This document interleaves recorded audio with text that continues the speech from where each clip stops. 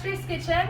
তো আজকে একটা খুব ইন্টারন্যাশনাল টাইপের রান্নাই দেখাচ্ছি।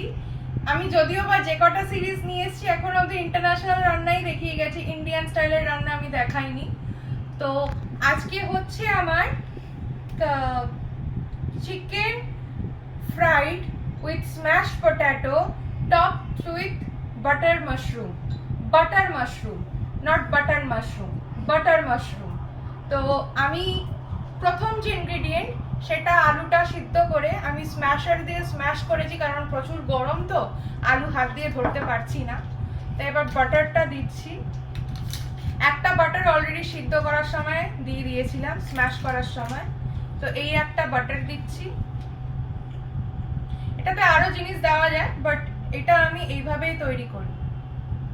তো এটা আমার 5টা মতো আলু আছে, আমরা যেহেতু নুনটা কম খাই তো এতটা নুন দিচ্ছি, আর একটুখানি নুন দিচ্ছি যেহেতু দুটো বাটার আছে। আর গোলমরিচ, যদি আপনি আমার প্রিভিয়াস ভিডিও দেখেন তো আমি বলেইছি যে গোলমরিচ আমার হচ্ছে অবসেশন। তো গোলমরিচ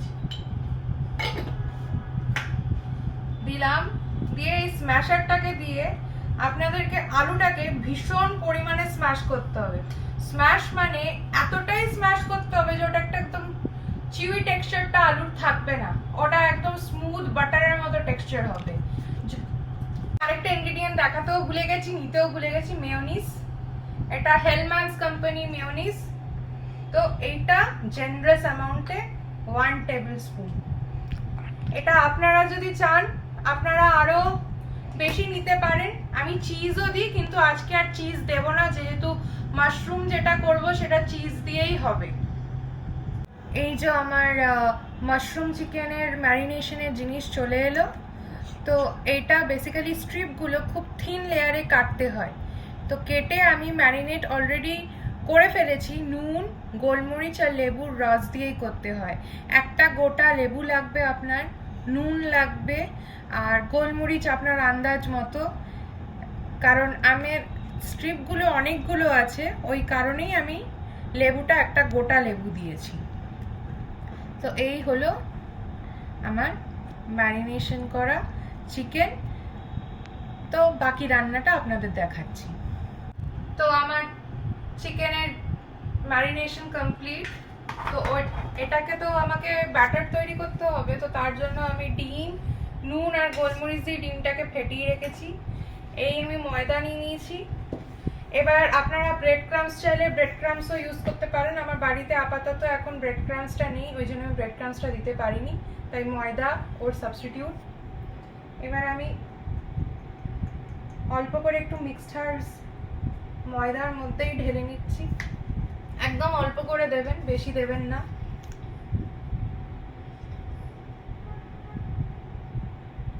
এই নামমাত্রা একটুখানি নুন দিয়ে দিলাম। এবার দিয়ে এটা ভালো করে ময়দাটাকে আপনি মিক্স করবেন। মিক্স করে এবার এই প্রসেসটা তো বেশিরভাগেরই জানা আছে।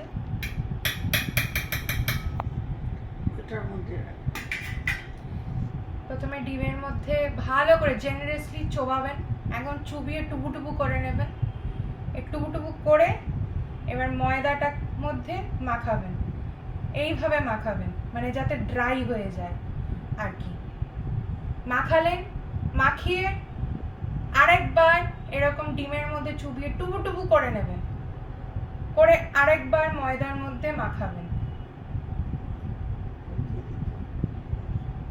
এইরকম ভাবে মাখালেন, মাখিয়ে রাখলেন। বাদ বাকি চিকেনগুলো ওই প্রসেসেই আমি করব। ভাজার টাইমটায় আপনাকে দেখাচ্ছি কি করে ফ্রাই করছি। তো এসে গেছি আমি আমার সমস্ত উপকরণ নিয়ে বা ইনগ্রিডিয়েন্টস নিয়ে। এটা তো চিকেনটাকে আমি তখন আপনাদের দেখালামই, ময়দা আর ডিমের মধ্যে ডিপ করে চিকেনের ফিলেগুলোকে রাখা রয়েছে।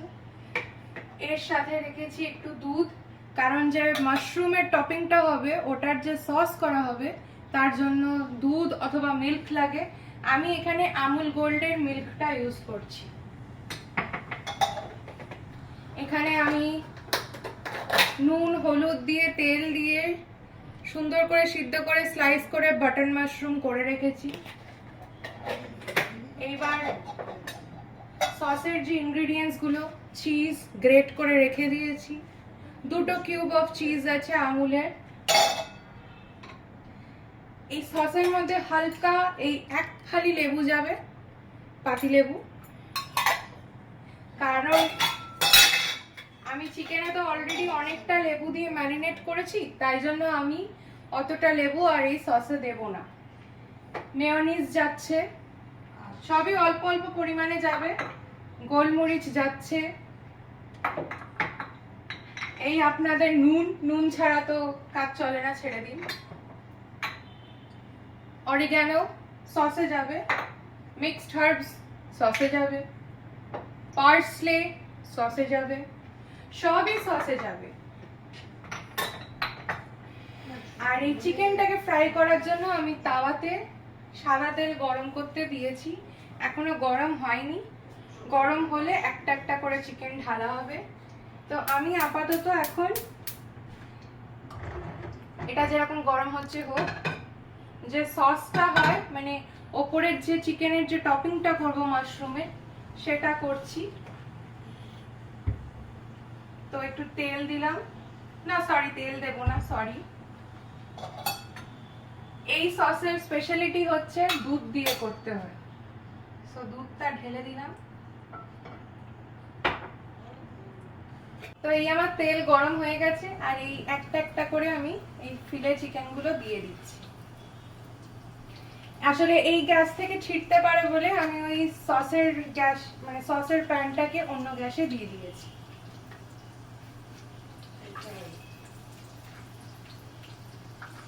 তো দুটো দুটো করে স্পেস আছে অনেকটাই, কিন্তু দুটো দুটো করে ভাজলে অনেকটা বেটার খুলবে এটা।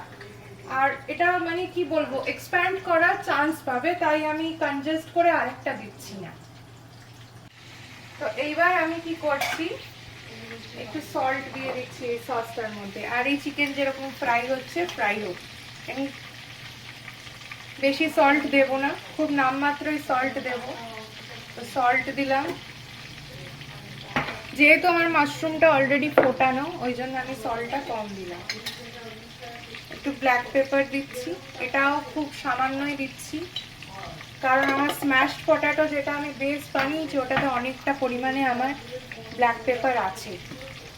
এবার একটু হালকা পরিমাণে আমি মিক্সড হার্বস দিচ্ছি, একদম স্লাইড দেব, এই এতটা। একটু নেড়ে নি, দাঁড়ান।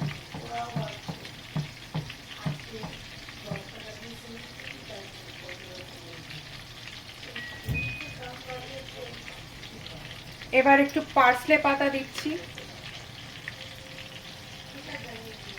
পার্সলেটা আমার খুব ফেভারিট জিনিস, ওই জন্য আমি পার্সলেটা বেশিরভাগ রান্নাতেই দিই, আর এইসব রান্নাতে পার্সলে খুব সুন্দর যায়।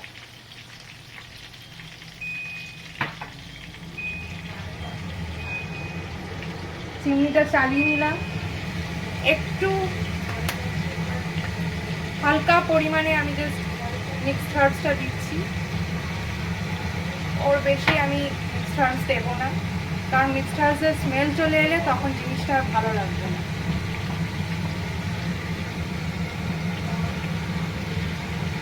এইবার আমি হালকা করে এই 1 টিস্পুন মতো আমি মেয়োনিজ দিচ্ছি। আমার খাবারে এইরকম টাইপের রান্নায় একটু মেয়োনিজটা বেশি পড়ে, আর এই হচ্ছে আরেকটুখানি টিস্পুন মেয়োনিজ দিচ্ছি। লেগে আছে, একটু কাচিয়ে নিলাম, কারণ জিনিসপত্রের তো প্রচুর দাম, তো কাচিয়ে কুচিয়ে জিনিস না নিলে তখন আমারই লস হবে। এই কথাই আছে না, নিলে পরে আপনার লস, না নিলে পরে আমার লস। তো আমার ক্ষেত্রে হয়ে যাচ্ছে ওইটা। তো আমি মেয়োনিজটা একটু ভালো করে মিশিয়ে নিই ততক্ষণ।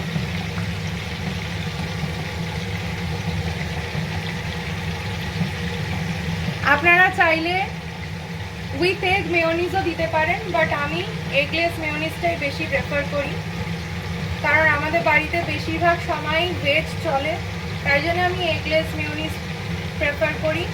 আর গার্লিকলেস আর অনিয়নলেস খাবারই বেশি প্রেফার করি।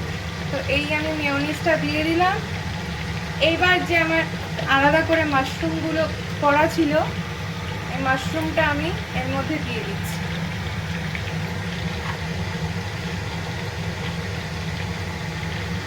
মাশরুমটা দিয়ে দিলাম।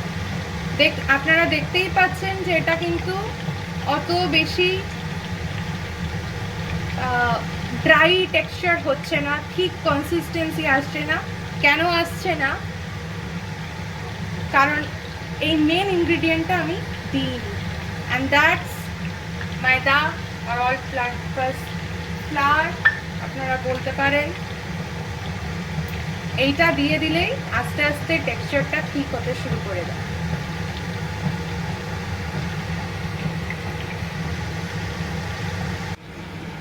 তো আমার আরও কয়েক কাছা চিকেন আমি দিয়ে দিয়েছি মানে ফ্রাই করতে, আর এখানে আমি অলরেডি 3 পিস হয়ে গেছে ফ্রাই করা। আর এই যে আমি সসটা বানাচ্ছিলাম, মানে মাশরুমের যে টপিংটা বানাচ্ছিলাম, তো এটার দুধটা প্রায় ফুটে কমে এসছে। তো তাই জন্য আমি যে চিজ গ্রেট করে রেখেছিলাম সেটা এবারে দিয়ে দেব। দিয়ে এবার এটা ভালো করে নাড়ব। যদি কোনো সময় মনে হয় যে আপনি আরেকটু ঠিক কনসিস্টেন্সি করতে চান, তো আরেকটুখানি কর্নফ্লাওয়ার দিতে পারেন। আমাদের ঘরে আজকে কর্নফ্লাওয়ার ছিল না, তো ওই কারণে আমি ময়দা দিয়েই করছি। তো এই যে চিজটা দিলাম, একটা ক্রিমি টেক্সচার চলে এলো। এবার আমি কি করব, আমুলের একটা চিজ স্লাইস করেছি,